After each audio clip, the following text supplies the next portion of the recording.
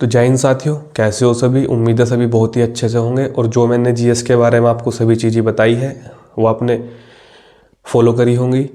तो ये वीडियो आपकी मैथ्स और रीजनिंग के लिए है कि मैथ्स, रीजनिंग और प्लस हिंदी के तीनों चीज़ों में हम स्कोर किस तरह से अपना करें, किस तरह से रिवाइज करें और किस तरह से हम मैक्सिमम स्कोर इन तीनों सब्जेक्ट में अपना कर सकते हैं। तो आइए बिना किसी देरी के अपना शुरू करते हैं। सबसे पहले हम बात करते हैं मैथ्स की। मैथ्स में देखो, आपको सभी, मुझे उम्मीद है सभी बच्चों ने किसी न किसी टीचर से जरूर पढ़ रखा होगा। ऐसा तो कोई बच्चा होगा ही नहीं जिसने अभी ना पढ़ा हो। तो ये मैं मान के चल रहा हूँ कि आपने किसी न किसी टीचर से जरूर पढ़ा होगा अभी तक। और या जिन बच्चों ने अभी तक नहीं पढ़ा है, आप फिलहाल पढ़ रहे हैं, तो वो ज़्यादा डीप ना जाए। या तो फिलहाल जो वही बात है मेरी, फिर सेम रिपीट, आप मैराथन ले सकते हो। यूपी पुलिस एग्जाम में इतना कोई डीप मैथ नहीं आता है। आपके 18 से 19 क्वेश्चन आएंगे और 14-15 क्वेश्चन बिल्कुल इजी आएंगे। 4 से 5 क्वेश्चन हर एग्जाम में हार्ड आते ही है। और अगर आप उनके चक्कर में पढ़ोगे तो अपनी पूरी तैयारी का नाश कर लोगे। तो मैथ के बारे में आपको यही बताऊंगा मैं। मैथ्स में आप जिस भी टीचर से आपने पढ़ा है उसके नोट्स कर लो, क्लास नोट्स जो है बस आप वो कर लो, उसका अच्छे से रिवाइज कर लो। उसका जो एक एक वर्ड आपकी जुबान पे होना चाहिए कि कौन सा टाइप है, उसमें क्या लगा हुआ है, किस तरह से हमने एक क्वेश्चन सोल्व करना है, वो टाइप रटे हुए होने चाहिए। प्लस मॉक आप दे रहे हो अच्छे से, टेक्स्ट बुक के आप मॉक लगाते रहो। टेक्स्ट बुक ट्रस्टेबल है बिल्कुल। और टेक्स्ट बुक का मैंने ये देखा है, जो क्वेश्चन आपके टेक्स्ट बुक में होते हैं सेम आपको वही एग्जाम में मिल जाते हैं। ये मेरा पर्सनल एक्सपीरियंस है कि टेक्स्ट बुक में आप जो स्कोर कर रहे होंगे एग्ज़ाम के अंदर, उससे 4 से 5 नंबर एक्स्ट्रा ही करके आओगे, कम आपके नहीं आने के। तो आप जो आपके टीचर ने नोट्स दिए हैं वो अच्छे से करो। प्लस जो फिलहाल यूट्यूब पे 2 टीचर है जो मुझे ज़्यादा अच्छे लगते हैं। देखो, टीचर तो सभी अच्छे हैं, लेकिन कांस्टेबल के लिए 2 टीचर्स ऐसे जिन्होंने चलाया हुआ है फिलहाल मैराथन के लिए। एक आदित्य रंजन सर है, उनकी 21 दिन 21 मैराथन है। और एक गगन प्रताप सर है, उन्होंने 20 दिन 20 क्लास में मैथ खत्म कर रखा है यूपी पुलिस कांस्टेबल के लिए। अगर आपने कहीं से नहीं पढ़ा है तो आप उन वीडियो को ले सकते हो। अगर आपने पढ़ रखा है तो सिर्फ आप वहाँ से PDF लीजिए, जो उनकी PDF है, क्योंकि उन्होंने सभी क्वेश्चन प्रीवियस ईयर करा रखे हैं। या जो क्वेश्चन GD, दिल्ली पुलिस और यूपी कांस्टेबल में आए हुए हैं वही क्वेश्चन उन्होंने कराए हैं। तो वो ईजी क्वेश्चन है, उसमें 1-2 क्वेश्चन में ही आप अटकोगे, अगर अटके तो, नहीं तो आप मैक्सिमम क्वेश्चन कर लोगे। आपको करना यह है, अगर आपका अच्छे से कंप्लीट है मैथ, तो आप वहाँ से बस वो उनकी PDF उठाओ, सोल्व करो। क्वेश्चन उनके तरीके आपके अपने होने चाहिए। और जिस क्वेश्चन में आपको लगता है कि हाँ ये नहीं हो रहा, वहाँ से वो क्वेश्चन आप देख सकते हो। और किसी को अगर ये है कि मेरा तो मैथ्स कंप्लीट है, सब कुछ मैंने कर लिया, तो भाई अगर ज़्यादा टाइम तुम्हारे पास है तो RS अग्रवाल एक बार और निकाल लो। उससे अलग मैथ्स में यूपी कांस्टेबल में कोई क्वेश्चन नहीं आता। ये सब कहने की बात है कि किरण कर लो, वो कर लो। देखो भाई, वो SSC की बुक है, इतना जो है आपके एग्जाम में इतना लेवल नहीं आता। आप RS कर लो, RS आपके लिए बहुत है। SD यादव भी ज़्यादा ही हो जाएगा, आप RS अग्रवाल करो। मेरा तो कहना यह है कि आप जो आपके टीचर ने आपको क्लास नोट्स दिए और जो सीट दिए है, प्रैक्टिस सीट, आप वो करो। बाकी कुछ सोचने की ज़रूरत ही नहीं है, आपका मैथ आराम से हो जाएगा। हाँ, ये है कि कोई भी चैप्टर मत छोड़ना, नहीं तो आपको कोई चैप्टर छोड़ना है और नहीं आपको कोई टाइप छोड़ना है। मेंसुरेशन, बोट एंड स्ट्रीम जो आपकी है वो भी आपको करके जानी है। बहुत बच्चों ने छोड़ देते हैं, और वो अच्छे से करके जानी है, क्योंकि वो बहुत ही ईजी क्वेश्चन वहाँ से आपको मिलेगा, बिल्कुल फॉर्मूला बेस्ड। आपको सिर्फ करने में मुश्किल से 1 मिनट लगेगा, और अगर करके नहीं जाओगे तो नुकसान हो जाएगा 2 नंबर का, बिना बात ही आपका। तो आप करके जाना, बहुत ईजी है, आराम से हो जाएगा। जिसने नहीं किया, जिस भाई ने, वो अब से करने लगेगा। अभी 20-25 दिन आपके एग्जाम में है, वो अब से भी 2-3 चैप्टर जो बचे हैं उन्हें आराम से कर लेगा। तो मैथ्स आपका आराम से यहाँ से हो जाएगा। अब बात करते हैं रीजनिंग की। रीजनिंग में देखो, सभी ने पढ़ी हुई है, और जो चैप्टर किसी के छूटे हुए हैं तो आप यूट्यूब से हेल्प ले सकते हो। सब फ्री पढ़ा है यूट्यूब के ऊपर। कोई भी आपको चैप्टर लग रहा है कि यार ये नहीं पढ़ा है, मेरे ये क्वेश्चन गलत हो रहे हैं, तो आप वहाँ से हेल्प लेके उसे तैयार कर सकते हो। रीजनिंग में ज़्यादा कुछ करना नहीं है, अपने नोट्स रिवाइज करने अगर बना रखे हैं, और नहीं बना रखे हैं तो भाई अपना जहाँ से भी तुम हेल्प लेते हो, कहीं कोई, वैसे नोट्स तो सभी ने बनाए रखे होंगे मुझे उम्मीद है, छोटे मोटे जितने जैसे भी बना रखे होंगे। आप बस मॉक लगाइए, मॉक से ही आपकी प्रैक्टिस हो जाएगी।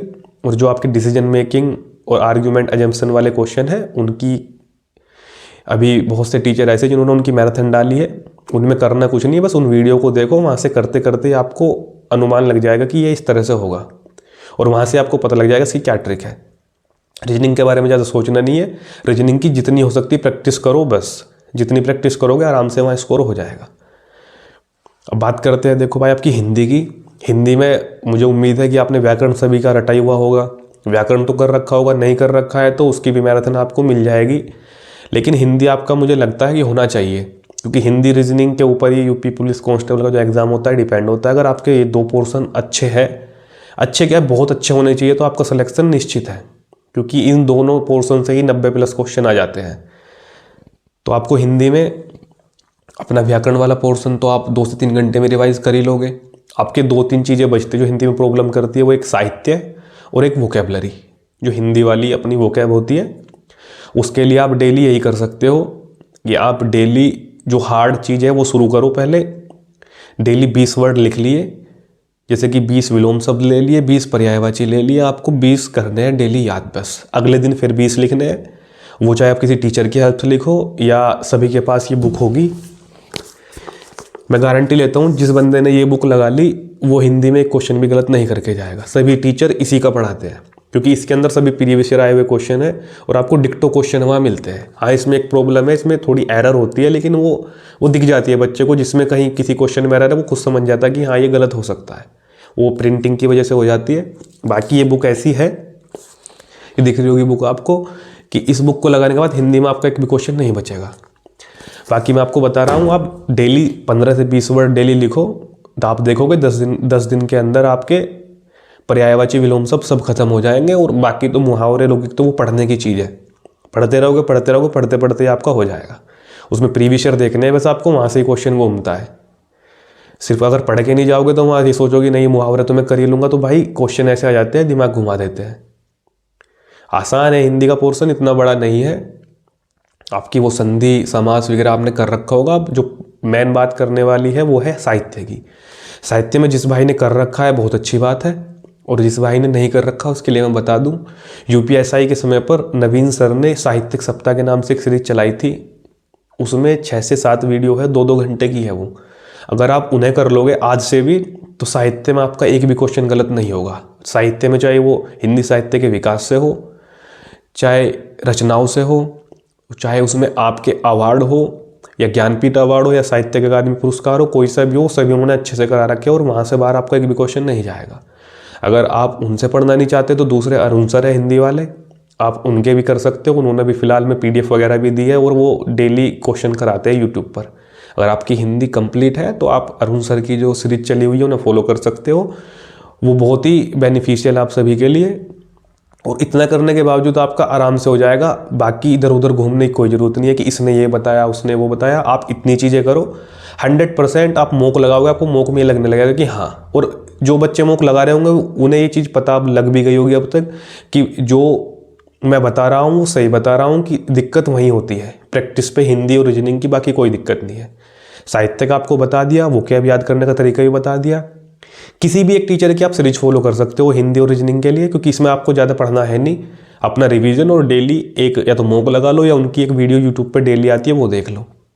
किसी के भी कोई 200 क्वेश्चन करा रहा है, कोई 50 क्वेश्चन करा रहा है किसी सब्जेक्ट से या किसी चैप्टर से, जैसे संज्ञा के 50 क्वेश्चन कर लिए, तो वो टीचर ढूंढ के उन क्वेश्चनों को ला रहा होगा, ऐसे नहीं कहीं से उठा के लिया आया।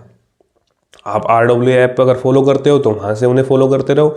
नहीं तो अरुण सर मुझे बेस्ट लगते हैं हिंदी के मामले में, कि वो जो कराते हैं वो सेम आपको पेपर में मिलेगा। और 38 में से 30+ की गारंटी मैं लेता हूँ जिसने ये सारा कंटेंट फॉलो किया। 30+ आपके हिंदी में, और रीजनिंग में देखो अगर मेहनत करोगे तो 50+ प्यार से जाओगे, नहीं तो 45+ तो हो ही जाएंगे जिस तरीके से मैंने बताया है। तो आपके 30 और 45 देख लो, आपके 75 क्वेश्चन। मैथ में 15 से 16 क्वेश्चन आपके हो जाएंगे प्यार के साथ, जिस तरीके से बताया ऐसे करना है, फालतू चक्करों में पढ़ना नहीं है किसी के। तो ये 100 क्वेश्चन हो गए और बाकी आपकी GS बची।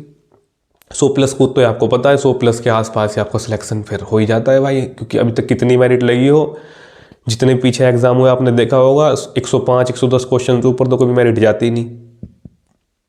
तो 120 के आसपास आपका स्कोर बन जाएगा आराम के साथ। बस चीज़ें ये है कि सिलेक्टेड पढ़ना है, फालतू जो ध्यान देना नहीं। दुनियादारी में कोई बोल रहा है ये कर लो वो कर लो, भाई ये यूट्यूब पे चलता रहेगा। कोई टीचर कुछ ला रहा, कोई टीचर कुछ ला रहा। देखो हिस्ट्री सेम रहेगी, जिसने 2 साल पहले पढ़ा दी आज पढ़ा दो। मैराथन हिस्ट्री में कुछ बदलना नहीं, ज्योग्राफी में भी कुछ इतना खास तो बदला नहीं है। इकोनॉमिक्स भी सेम है, बस संविधान के अंदर 1-2 संशोधन हो चुके हैं, जैसे कि आपका जम्मू कश्मीर वाला है। वो सभी को पता ही है, वो सभी टीचर ने पढ़ाई दिया। तो बाकी सब साइंस है, सब सेम चीज़ें हैं। बाकी आप करंट इसीलिए पढ़ते हो कि वो ऐड कर लो। किसी की चाहे 2 साल पुरानी मैराथन हो, 1 साल पुरानी मैराथन हो, आपको अपना सिलेबस कवर करना है बस, और कुछ नहीं करना है। तो भाई जो मैंने बताया आप इस चीज़ को फॉलो करना। आप देखना 5 फरवरी तक ही आप देखोगे कि आपका स्कोर बूस्ट होने लगेगा और आपको लगने लगेगा कि हाँ मेरी तैयारी अब कंप्लीट है, मुझे कोई समस्या नहीं है। जीएस में जो आपको बताया है वो काफ़ी है, क्योंकि जीएस हो या मैथ हो या रीजनिंग हो या हिंदी हो, देखो जो क्वेश्चन अलग से आएगा वो सभी को प्रॉब्लम करेगा। और ऐसा तो है नहीं आपकी 60,000 वैकेंसी आई है कि सभी ब्रिलियंट बच्चे इसमें बैठे हों। सब जो बच्चे हैं सभी इतने होशियार नहीं है। कुछ बच्चे तो बेचारे ऐसे हैं जिन्होंने अभी फॉर्म निकले, उनकी एज होगी, उन्होंने फॉर्म डाल दिया। तो 60,000 बहुत वैकेंसी है, मेरिट ज़्यादा हाई नहीं जाएगी, क्योंकि फिजिकल भी है। सीजीएल वाला बच्चा हो या कोई हो, फिजिकल भी देना होता है भाई, तो एवरेज बच्चा ही सिलेक्शन लेता है। और हिंदी का पोर्शन है इसमें, तो हिंदी सभी को पढ़नी पड़ेगी, कोई सीजीएल की तैयारी कर रहा हो या सीपीयू की कर रहा हो, क्योंकि उधर तो हिंदी आती नहीं, तो हिंदी में सबके बराबर है। तो बात करते हैं अब रीजनिंग की। देखो रीजनिंग में आप सभी ने नोट्स बना रखे होंगे, अपने नोट्स अच्छे से रिवाइज करो और मॉक टेस्ट लगाओ। इससे फालतू कोई भी चीज़ें या किसी के बहकावे में आके कुछ भी करने की जरूरत नहीं है। मॉक से आपको पता लग जाएगा कहाँ प्रॉब्लम हो रही है। और जो आपके क्वेश्चन डिसीजन मेकिंग और आर्ग्यूमेंट एजम्पशन वाले हैं, वो टीचर्स ने भी, कई टीचर्स ऐसे जिन्होंने वीडियो बना के डाला है उसके ऊपर, आप वहाँ से उन्हें देख सकते हो। वो ऐसे क्वेश्चंस हैं कि आप देखोगे कि आप करते करते ही वो चीज़ आपको समझ में आ जाएगी कि इस तरह से ये क्वेश्चन करना है।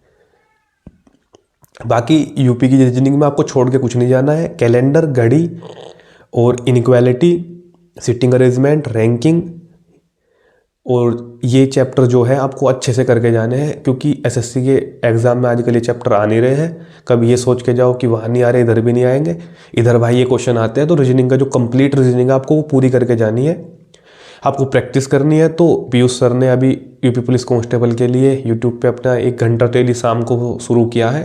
आप वहाँ से क्वेश्चन लगा सकते हो, वो बड़े अच्छे से समझाते हैं। आपका प्रीवियस ईयर आराम से वहाँ से रिकवर हो जाएगा। तो यही है कि आपने 1-2 अगर चैप्टर छूटे हुए तो किसी की क्लास ले सकते हो यूट्यूब से, सभी कुछ फ्री पड़ा हुआ है यूट्यूब पर। तो आप रीजनिंग की क्लास वहाँ से ले लीजिए। 1-2 चैप्टर अगर कोई छूटा हुआ है, नहीं तो आप सिर्फ अपने नोट्स देखो और रिवीजन करो, इससे फालतू कोई देखने की ज़रूरत ही नहीं है। तो उम्मीद है आपको ये सभी चीज़ अच्छे से समझ में आई होगी। आशा करता हूँ आप अच्छे से अपनी तैयारी कर रहे होंगे। और भाई ऐसे ही लगे रहो, बस ज़्यादा दिन एग्ज़ाम के नहीं बचे हैं। तरीके से तैयारी करो, जिस तरह से बताया ऐसी सिस्टमेटिक तरीके से अपना सिलेबस कंप्लीट कर लो। जिन भाइयों को अभी तक कंप्लीट नहीं हुआ है, जिनका कंप्लीट है बहुत अच्छी बात है, जिनका कंप्लीट नहीं हुआ है वो इस तरीके से कर सकता है। बाकी तरीका सही तरीके से चीज़ों करने का यही है। तो all the best for your exam. जय हिंद, जय भारत।